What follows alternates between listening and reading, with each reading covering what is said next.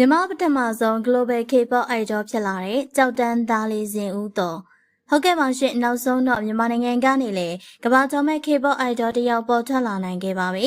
လွယ်လွယ်ကူကူဖြစ်လာတာတော့မဟုတ်ပဲ K-pop Idol ဖြစ်ချင်လို့ကမ္ဘာတဝန်းကနေလာရောက်ရှင်ပြိုင်နေအယောက်89ယောက်ကိုအကျိတ်နဲ့ရှင်ပြိုင်ပြီးမှအရွေးခံရတာပါအစီအစဉ်ကတော့ Be the Nash Nine Dreamers Survival Show ဖြစ်ပြီးတော့အိဇိုဖွဲ့ဝင်ချန်2NE1 အဖွဲ့ဝင်ဒါရာဘိုင်အင်တန်တို့လိုတကယ့်ဆရာကြီးတွေကဒိုင်လုပ်ခဲ့ကြတာပါ Final မှာအဖွဲ့ဝင်9ယောက်ပဲရွေးခဲ့ပြီးဇင်ဦးတော်ကအဆင့်6ချိတ်ခဲ့ပါတယ်အဲ့ဒီ9ယောက်ကမမိုလန် TFN Cheetahs လာဘီလက်စားတဲ့အဖွဲ့တွေကိုမွေးထုတ်ထားတဲ့တောင်ကိုရီးယားအခြေစိုက် MLD Entertainment ကနေပွဲဥထွက်မှာဖြစ်ပါတယ်။ဒါကြောင့်ကဘာတိ K-pop boy group ဖြစ်လာဖို့အတွက်အလားအလာရှိပါတယ်။ကျမတို့ရဲ့မြန်မာနိုင်ငံသားလေးဇင်ဦးတော်ကတော့အဖွဲ့ထဲမှာ Smile One ဆိုတဲ့နာမည်နဲ့အနုပညာလှူရှားမှုတွေကိုလုပ်သွားမှာဖြစ်ပါတယ်။တရုတ်မြန်မာကပြားဖြစ်တဲ့အတွက်တရုတ် English ဗမာစကားကိုကောင်းကောင်းပြောနိုင်ကြောင်းသိရပါတယ်။အသက်ကတော့အခုမှ20ပဲရှိပါသေးတယ်။ဟင်းချက်ဝါသနာပါပြီးစပေါ်မှုတအုပ်ဖြစ်ဖို့အတွက်အရေးမှန်းချက်ရှိခဲ့ပူပါတယ်